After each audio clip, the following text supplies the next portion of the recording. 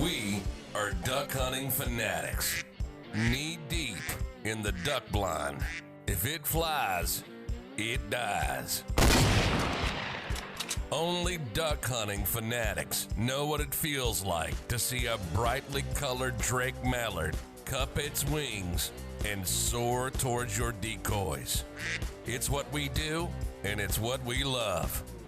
Duck hunting fanatics with boots on the ground, eyes in the skies reports. And we get it from professional duck guides all across the country. We interview them for their top tips and tricks from their years of experience from the duck hunting blind. This is Duck Hunting Fanatics, and this is Eric Wilkes. Greetings, friends and fellow duck hunting fanatics. Eric Wilkes here, back with another episode of Knee Deep in the Duck Blind. And today we have Mike Mancini with us. He is the owner of How to Hunt Outfitters. We're not here to sell you an outfitter package unless you really want that, but we're here to talk about some duck hunting.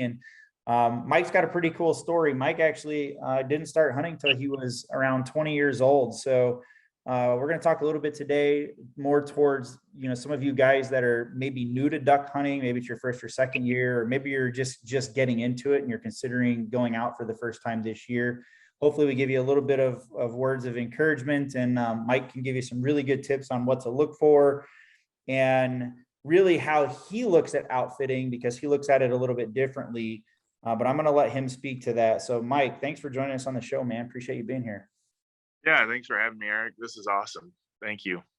Yeah, my pleasure. And I also found out as we were kind of chatting there, which we'll talk a little bit about, we both actually live in Wisconsin. So we'll talk about, for those of you that are maybe up in the North Woods or up here in the northern part of the States, we'll talk about some of the challenges we see hunting here, because we know a lot of us are public land hunters, and we can speak to some of those challenges and maybe help a couple of you guys out with some valid tips. So again, Mike, thanks for joining us. Let's just open this. Let's just start, because I know you didn't get started into hunting until you were a little bit older. What inspired you to what inspired you to take the leap and go for it?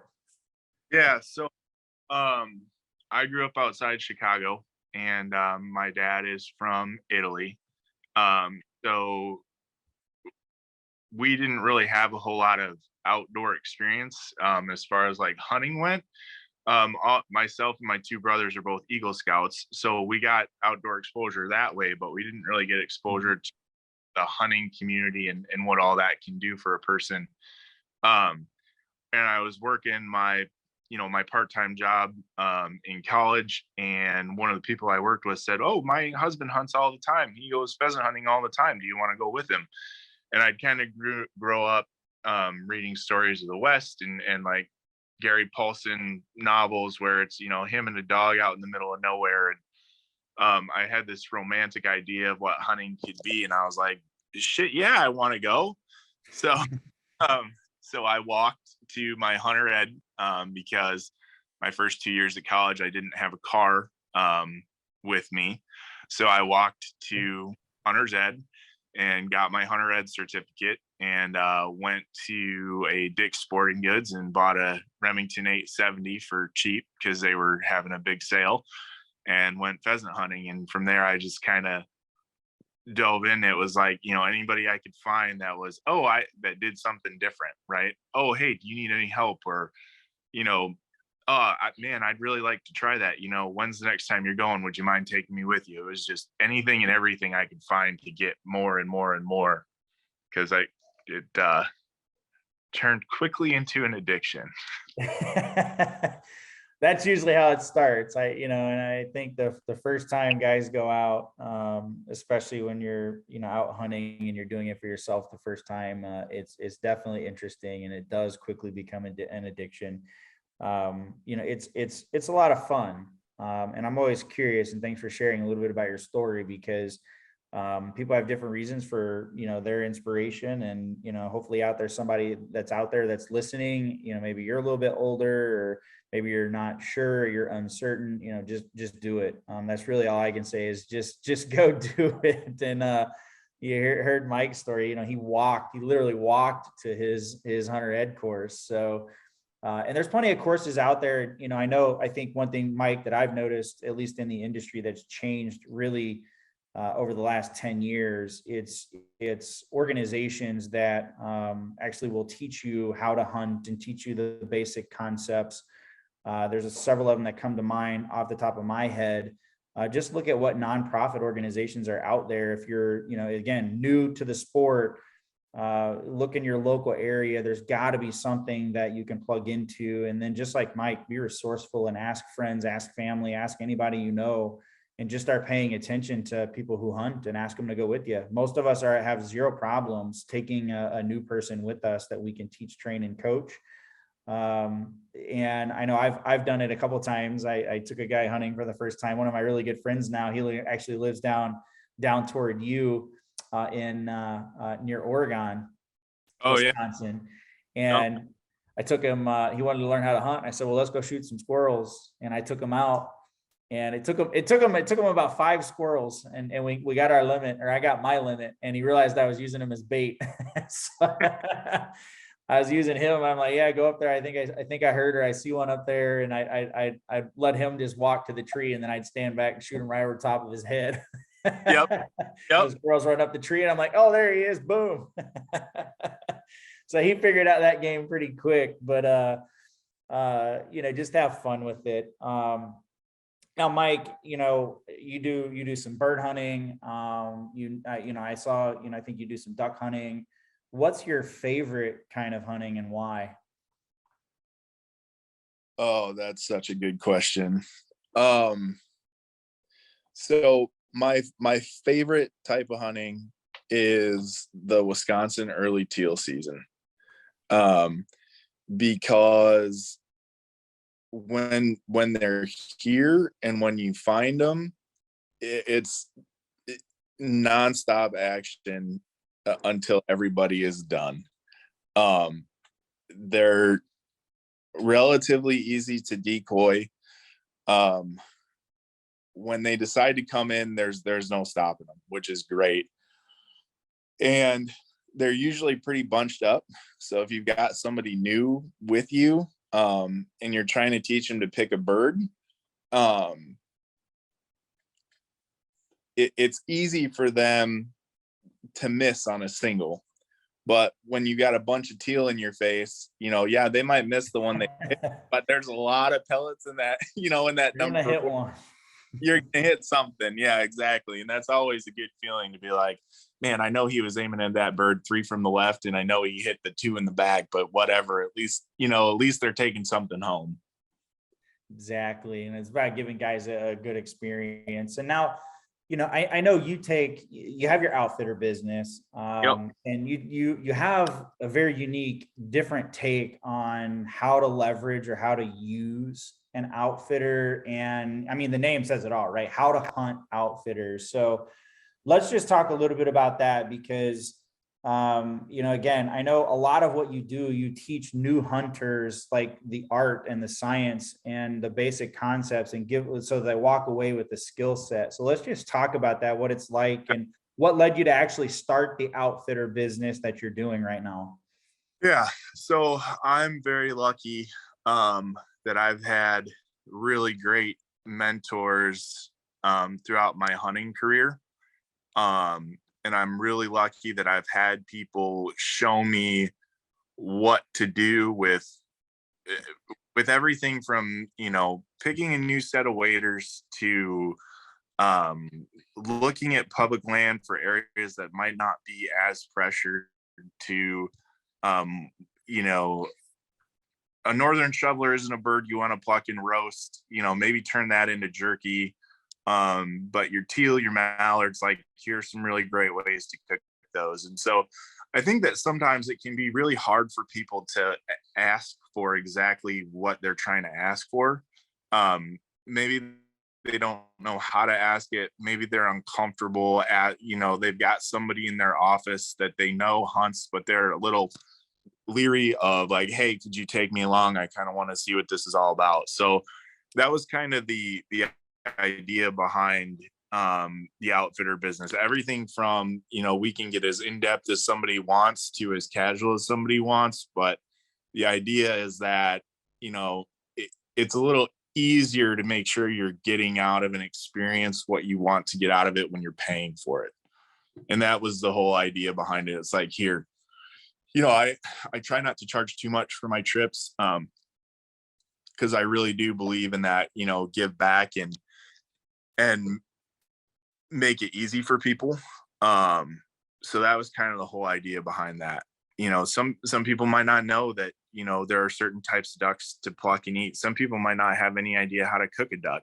And that's something that I offer as part of, my adventure trip, or whatever you want to call it. Yeah, the experience, and I think that's part of it, especially for those of you that are maybe new, and maybe you are reluctant to ask somebody, or maybe you just don't have anyone in your area, or haven't been able to find anyone, or groups or organizations that hunt that you want to plug into, or maybe you just don't feel comfortable with it. This would be an option. And I think that's, I can't believe that howtohuntoutfitters.com was available when you went to register it. But the concept here, I think is awesome for those of you that are maybe new, or maybe you're, and it doesn't even matter. Like if you're experienced, you can pick up something new, because we all do things a little bit differently. And maybe you pick up something new just going out, with Mike here.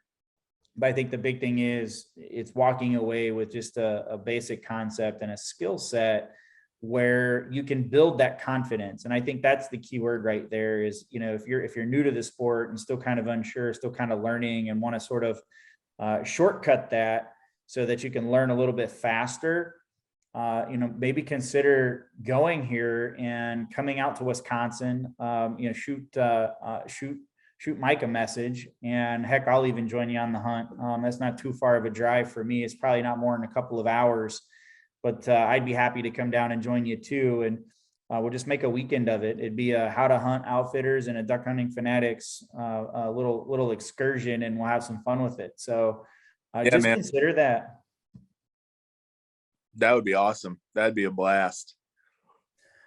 So let's talk about early season teal for just a second. When you're out scouting, because I know you do a lot of public land hunting. I do a lot of public land hunting. I know here in Wisconsin specifically, it can be a real challenge, sometimes borderline a pain in the ass, because so much of our land here is privately owned, and you just don't have access to it. And then there are small pockets of public land that are available, but you got to be there first. And a lot of times they're in somewhat rural, somewhat residential areas. And so sometimes you can come into conflict with homeowners and different things. So just talk about what you look for when you're trying to find a good place to hunt. And then we can steer the conversation wherever it needs to go. But I also want to talk a little bit about, and just to load this up, and then I'll let you run. But I just want to talk a little bit about not only what to look for, but what to look out for when it comes to scouting areas, and where you may come into potential conflict, where you do come into contact with a homeowner that's nearby. Yeah. So the first thing I'm going to look for, and this might sound a little silly, but the very first thing I'm going to look for is, I'll pull up a map, and I want to make sure that what I'm going to go scout is public, because the last thing I want to do is be parked somewhere I'm not supposed to be parked, walking through somebody's field or backyard or whatever it is where I'm not supposed to be. And then as long as I know that it's public, then the next thing I'm going to do is look for birds on the water. And that'll start even, maybe 10 days before the season actually opens.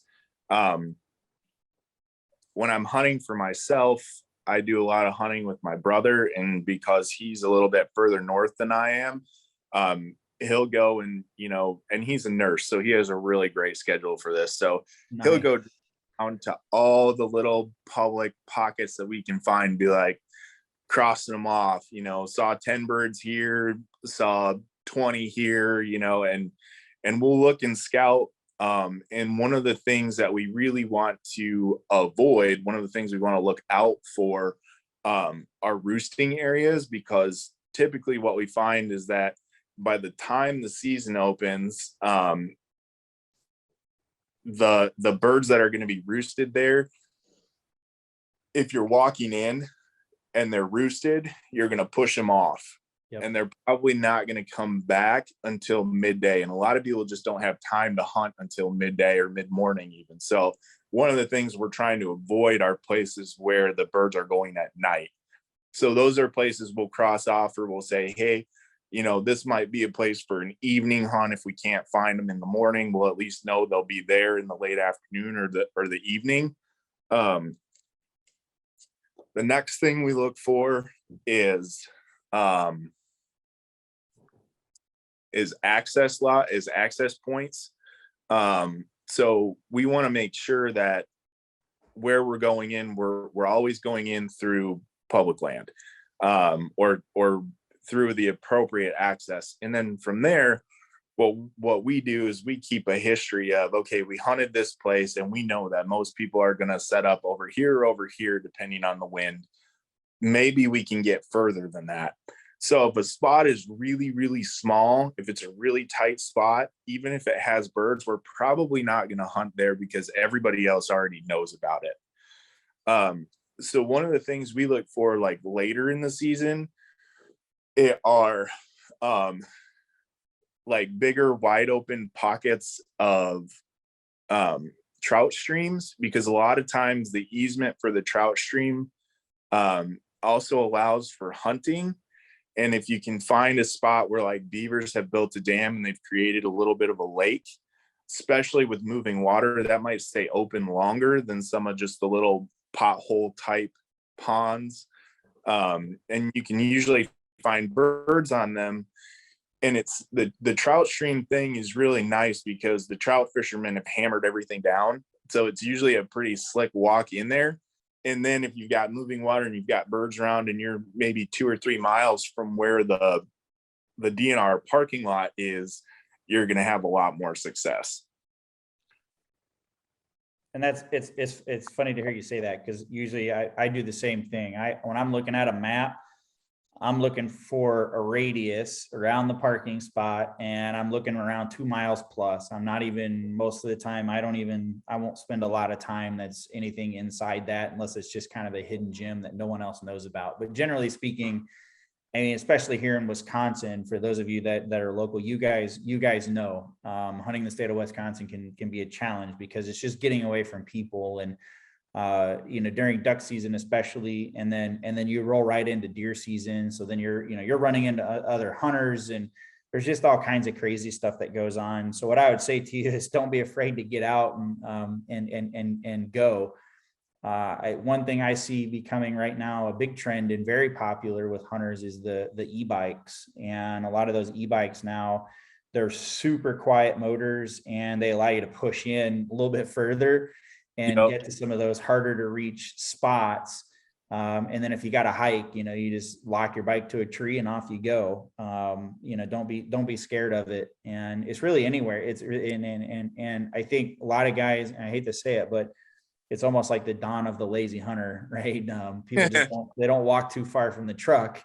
And then I see it all the time, especially during deer season. I'm sure you do too here in Wisconsin. People just don't get too far from the truck. I also, I have the advantage. I lived in Arizona for 8 years, and man, you don't go anywhere out there without hiking 2 or 3 miles just to get to a spot that's off the road, because the animals are pretty smart, because you can drive everywhere out there. So I'm just used to it and conditioned for it.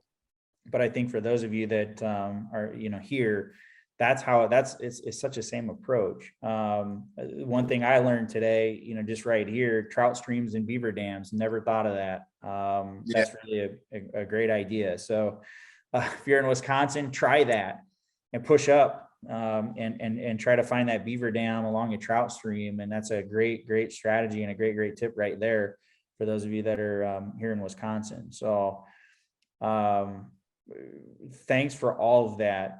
Again, just to recap what Mike shared, if you got a map, make sure where you're going, make sure it's public, so you're not coming into conflict with homeowners.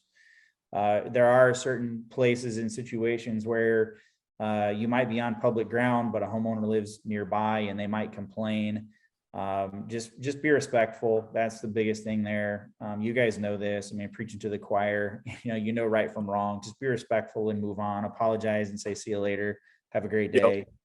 Find birds on the water, avoid roosting areas, double check your access points, and push further away from people. I think that's the biggest thing. If you got a small area, but you got great access, that might be a challenge. Maybe consider going someplace where the access isn't so easy, but make sure you have the proper access points based on wind, so the birds are actually coming to you and not flying away from you. What about decoy setup? Do you hunt much over decoys? Yeah, so that varies a lot depending on what we're seeing, what's around. If we're getting into the later part of the season where we are hiking that far just to find a couple of birds in a morning, I'm probably not carrying that many decoys, maybe 6 or 8 really good, high quality flocked head decoys in a slotted bag.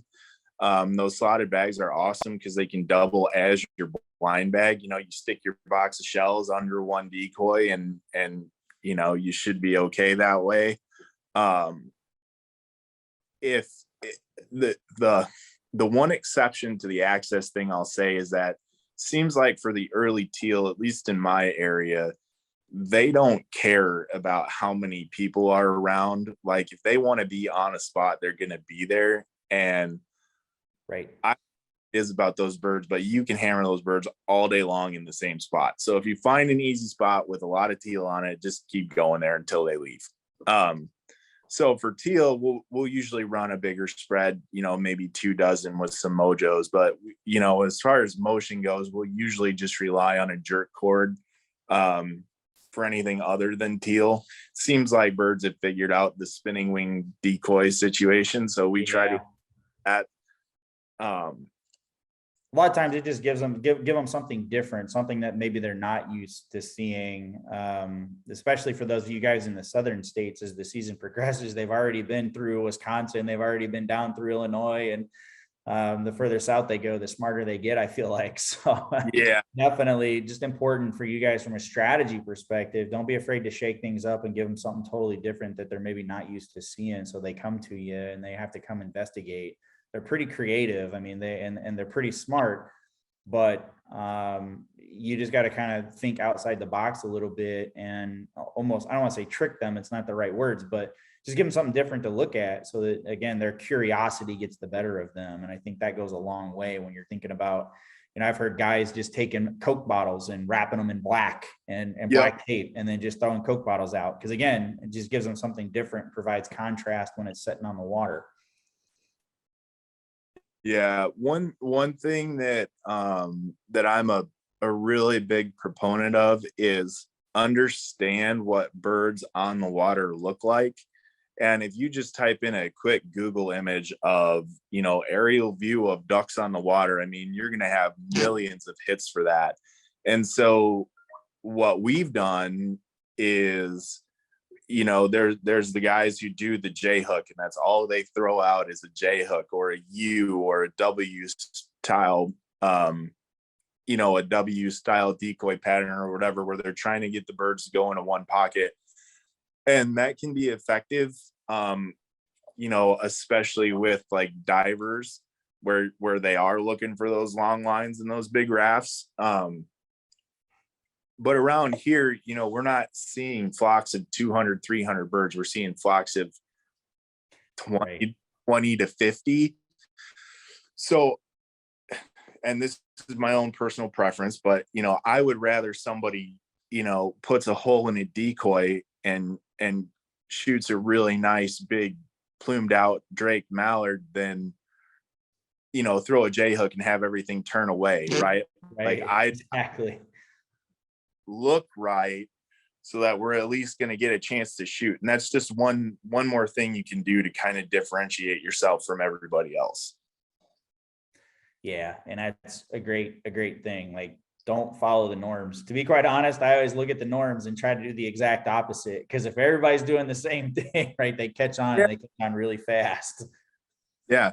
put some decoys up. If you're hunting, like, I'll try not to spot burn it too bad, but there's a little piece of public land just west of Madison, and I mean, people know about it. It's a known area, but one thing that we would do is, we take, I mean, you can do it with a wire coat hanger, but you take a wire coat hanger and you unfold it, and then you wrap it around the keel and you stick it in the ground. So it looks like there's birds actually up on the shore. And like, in a flock of birds, they're not all going to be on the water, right? You're going to have some walking up, you're going to have the grass, you're going to have, you're going to have a couple that want to be really close and a couple that want to be spread apart. So the more you can do to make it look realistic, the better your opportunity to actually shoot some birds is going to be. There you go. Just tricks of the trade right there. So, well, listen, Mike, man, I do appreciate your time and being here, and want to thank you for that. Number one. Number two, want to thank our listeners for tuning in. We appreciate you guys for jumping on here. If you're new to the sport or just looking for something different, or maybe you just want to come check out Wisconsin and all its glory and beauty, I will say it's one of the most beautiful areas, but one of the most challenging areas that you'll probably ever hunt. As Mike, I know, can attest to, it's definitely one of the weirder states that I've ever hunted in and that he's ever hunted in, just due to some of the public challenges that you run across, because so much of our land here is private. But I would encourage you to go check out, again, it's howtohuntoutfitters.com. You can see it right here on your screen, so you'll know you're in the right place. I mean, literally, How to Hunt Outfitters. And just reach out to Mike. Maybe you're considering a duck hunt, or maybe maybe you are a seasoned duck hunter and you may want to try something else. You want to get into pheasant hunting or turkey hunting or deer hunting. Give Mike a call and connect with him and his team and go check them out. So, Mike, thanks again for being here, man. Do appreciate it. Yeah, thanks for having me, Eric. All right, my friends, everybody have a great day. We'll see you on the next episode of Knee Deep in the Duck Blind. We'll talk to y'all soon. We are duck hunting fanatics, knee deep in the duck blind. If it flies, it dies.